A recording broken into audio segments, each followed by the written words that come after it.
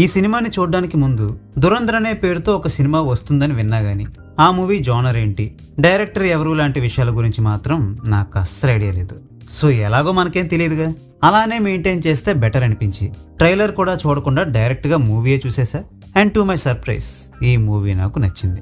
Real ఇన్సిడెంట్స్ని base చేసుకుని తీసిన ఈ మూవీలో ఎంతవరకు రియాలిటీని చూపించారు, ఫిక్షనల్ ఎలిమెంట్స్ని ఎంతవరకు యాడ్ చేశారు, ఈ సినిమాని తీయడం వెనక పొలిటికల్ రీజన్స్ ఏమైనా ఉన్నాయా లేవా అన్న దానిపై నాకు ఎటువంటి అవగాహన లేదు గనక దీన్ని ఒక మూవీలా మాత్రమే కన్సిడర్ చేసి ఈ మూవీలో నాకు నచ్చిన వాటి గురించి, నచ్చని వాటి గురించి మాత్రమే ఈ వీడియోలో మాట్లాడుకుందాం.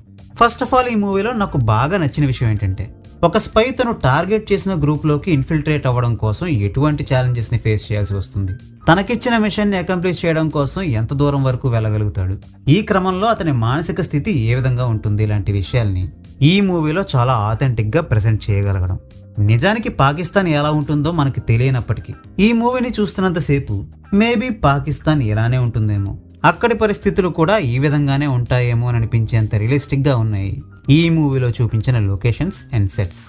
ఈ మధ్య కాలంలో మనం చూస్తున్న కొన్ని హై బడ్జెట్ స్పైవర్స్ మూవీస్ మాదిరిగా ఓవర్ ద టాప్ యాక్షన్ సీన్లు, అర్థం పర్థం లేని వరల్డ్ టూర్లు, అన్రియలిస్టిక్గా ఉండే మిషన్లు పెట్టకుండా ఎంత స్పై అయినా కూడా హీరో కూడా ఒక మనిషే, అతనికి కూడా కొన్ని ఇబ్బందులు ఉంటాయన్నట్టే చూపించారు.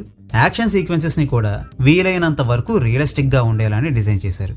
దాదాపుగా 3.5 గంటల డ్యూరేషన్, అందులో ఫస్ట్ హాఫే 2 hours ఉండడానికి మెయిన్ రీజన్ ఈ మూవీలో ఉండే మెయిన్ క్యారెక్టర్స్ అన్నిటిని ప్రాపర్గా ఎస్టాబ్లిష్ చేయడం కోసం ఎక్కువ టైంని తీసుకోవడం.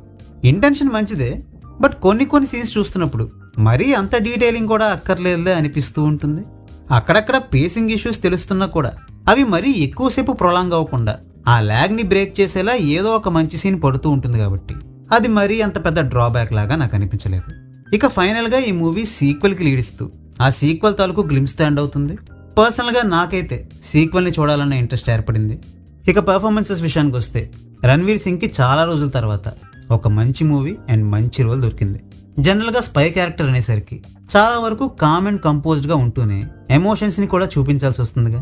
సో ఎమోషన్స్ని అండర్ ప్లే చేస్తూనే ఆ క్యారెక్టర్ ఏం ఫీల్ అవుతున్నాడో చూపించడం అంత ఈజీ టాస్క్ ఏం కానప్పటికీ కూడా రణ్వీర్ సింగ్ ఆ టాస్క్ని సక్సెస్ఫుల్గా ఫినిష్ చేశారనిపించింది.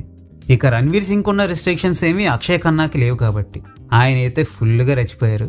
ఒక రకంగా చెప్పాలంటే చాలా వరకు ఈ మూవీలో ఆయన రణ్వీర్ సింగ్ని డామినేట్ చేసినట్టుగా అనిపించింది. ఇక సంజయ్ దత్ గారికి కూడా చాలా రోజుల తర్వాత కొంచెం మంచి రోలే దొరికింది.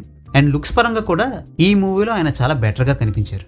అన్నట్టు లుక్స్ అంటే గుర్తొచ్చింది, ఈ మూవీలో మాధవన్ గారి లుక్ కొంచెం భిన్నంగా ఉంటుంది కానీ ఆయనకిచ్చిన రోల్ మాత్రం సాలిడ్గా ఉంది. ఇక సారా అర్జున్ కూడా ఆమెకున్నంత స్కోప్లో ఆమె బాగానే పర్ఫామ్ చేశారు.